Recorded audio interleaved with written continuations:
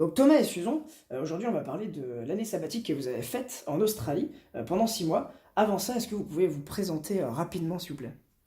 Alors, je m'appelle Susan, j'ai 22 ans, je suis coiffeuse et je travaille actuellement sur Nantes. Moi, je m'appelle Thomas, j'ai 22 ans aussi et j'ai fait des études dans les énergies renouvelables. Très bien, alors qu'est-ce que vous faisiez avant d'avoir fait cette année sabbatique en Australie?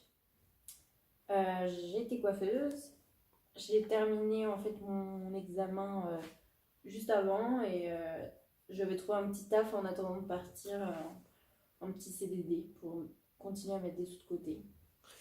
Et moi, je faisais ma licence donc en énergie électrique et renouvelable en alternance. D'accord. Donc vous êtes parti 6 mois là-bas, mais qu'est-ce qui vous a donné envie de partir en Australie? Bah déjà, mon faible niveau en anglais, j'ai voulu progresser et en prendre plein les yeux. On voulait tous les deux découvrir ce pays. Parce qu'en plus, bah là, on a pris notre décision et on commence à rentrer dans l'hiver. Donc on s'est dit, on va partir au soleil en plus. Voilà. Ok. Et comment vous avez financé ce voyage? Parce que ça coûte cher, mine de rien, d'aller en Australie. Eh bien, moi j'ai fait de l'alternance depuis l'âge de 14 ans, donc j'avais des sous de côté depuis un moment. Moi, pareil, j'ai mis de côté pendant mon année d'alternance au maximum. D'accord. Et donc une fois sur place, qu'est-ce que vous avez fait finalement? On est arrivé à Melbourne, on est resté un mois, et puis après on a acheté un van pour pouvoir parcourir toute la côte est. D'accord.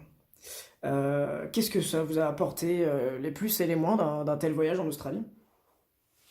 Les plus, on progresse forcément en anglais, euh, on voit des paysages magnifiques, on rencontre des gens aussi vraiment cool parce que la culture est assez différente de chez nous. Ils sont vraiment très ouverts d'esprit, patients. On n'a pas eu de mauvaise expérience avec, Mm. avec les gens.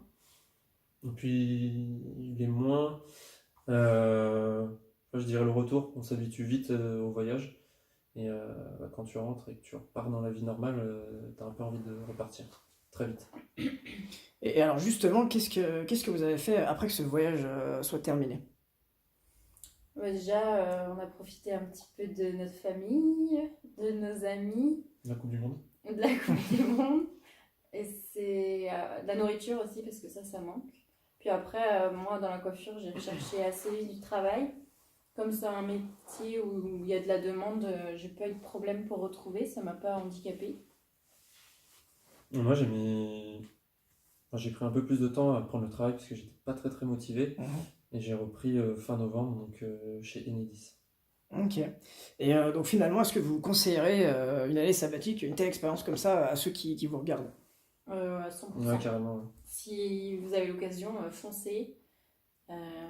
Après, profitez de bien manger ici, parce que là-bas, c'est moins goûteux, mais ça, c'est que des bons souvenirs et une expérience mémorable. Ok, bah, je vous remercie beaucoup et à une prochaine fois. À bientôt! Salut!